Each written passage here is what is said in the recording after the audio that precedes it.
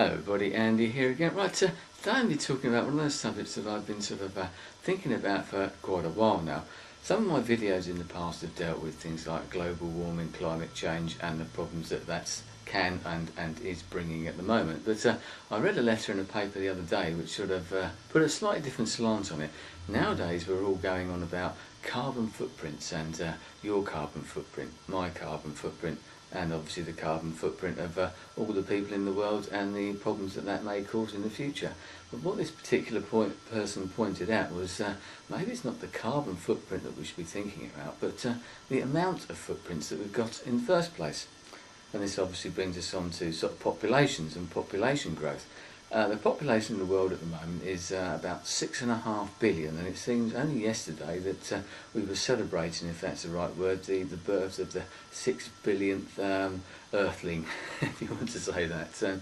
But looking on the internet, and they projected that 2042, the population of the world will have risen to 9 billion people. That's obviously quite a jump, and over the sort of 20th century the population jumped enormously.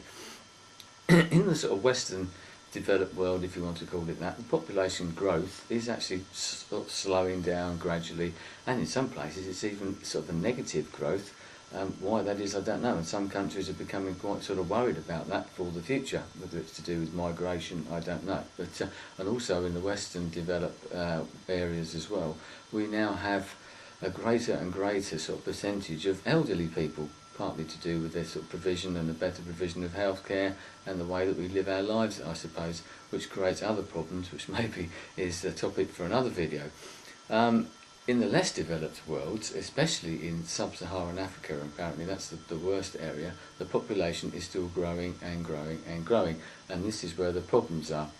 Now, to me, there's sort of, you may well disagree, but there are two sort of basic reasons for this, and two things that we can possibly do, help promote in those places, which may help to prevent this. I know that what I'm talking about here and some of the sort of things I will mention are a bit pie in the sky and idealistic maybe, but they're just ideas.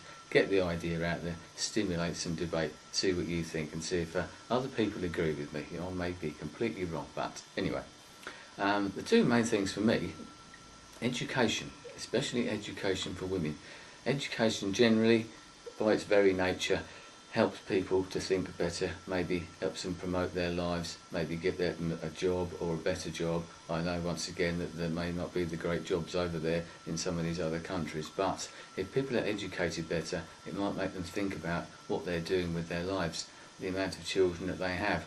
They may decide not to have children. There might be not so much pressure, especially on the women in the future, especially if the women are educated better.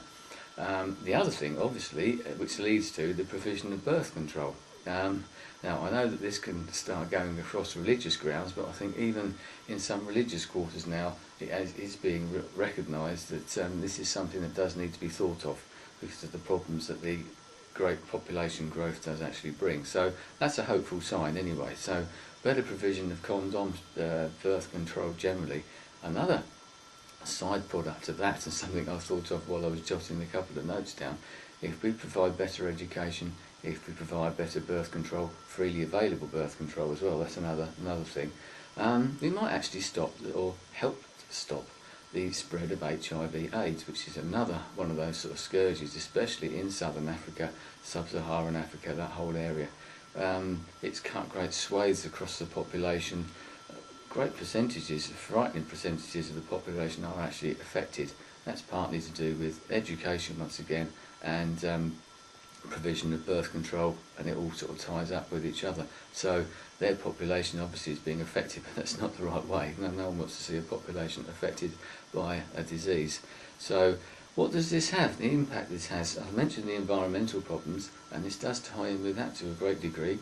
Obviously the bigger the population, the more pressure there is on things like water resources, land resources, environmental resources, generally forests. We've seen that with the population growing up, people needing wood either for building or to cook with, things like that, and that has actually hurt or not helped the sort of desertification of certain areas, especially sub-Saharan Africa, where people are cutting down trees, and it's just encouraging the desert to sort of come in and it becomes a vicious circle. Another thing, obviously, is the health of the people. Most of these countries that are having these problems and continuing to have these problems are reliant to a degree on sort of food aid anyway, and this is something that will obviously only grow and grow and grow, which is another reason why it's in our interest to actually help. We're sort of bailing out, if you want to call it that, a lot of these countries, and either giving money, whether it be food or money generally, medicines. This is not going to stop. If we can sort of nip it in the bud, if that's the right way to put it, actually stop it at the source with the education, with the birth control, we might actually save ourselves a lot of money. That's just maybe not the right way of looking at these things, but it helps everybody all the way around. Another problem with all these, as I said, the health of the population puts pressure on health resources generally. We've seen that, say, with the growth in elderly populations in the Western world. It puts that sort of strain on the health services and the hospitals. That's going to do exactly the same over there in these other less developed countries as well. Another problem that I have touched on before is with all this, the economic problems that are going on, the population growth, economic migration. We're seeing that to a degree now, both in the US and certainly over here in Europe, people trying to get into Western Europe. I understand they think of it as a better way of life, and you'll never stop that to an extent, but if you can help promote their countries and sort of the population growth in their countries, it might stimulate their economies, because that's another thing. Their economies are never going to grow that well all the time. They've got all these other added pressures on them as well.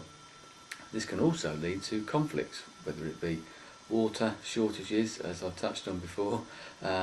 Water, it generally flows through, the rivers flow through sort of several different countries. Now it only takes one country to decide that they need more of that water and to stop the flow of it to somebody else, and potential conflicts come in. This also impacts on borders, with people trying to get from one country to another.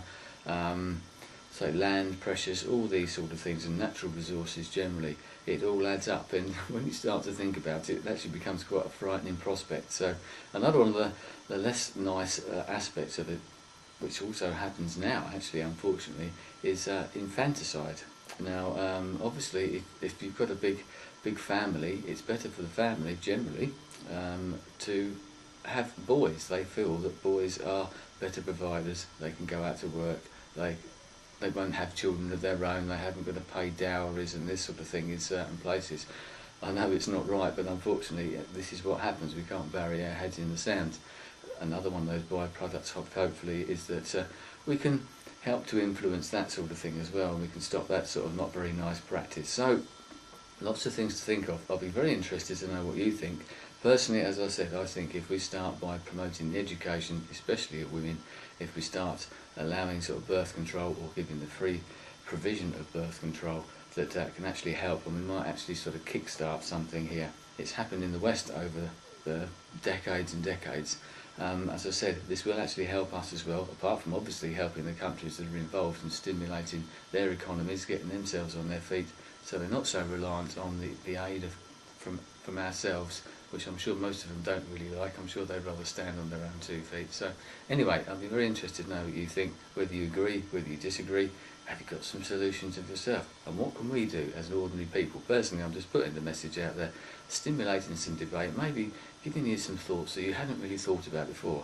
As I said, the more you think about this sometimes, the more frightening the prospect becomes. So 6.5 billion now to 9 billion in 2042. It's only a couple of 3 decades away. It's not very far, and unless we can slow it down, who knows where we'll be then. Anyway, thanks for your time, thanks for watching. I shall see you again soon. Goodbye.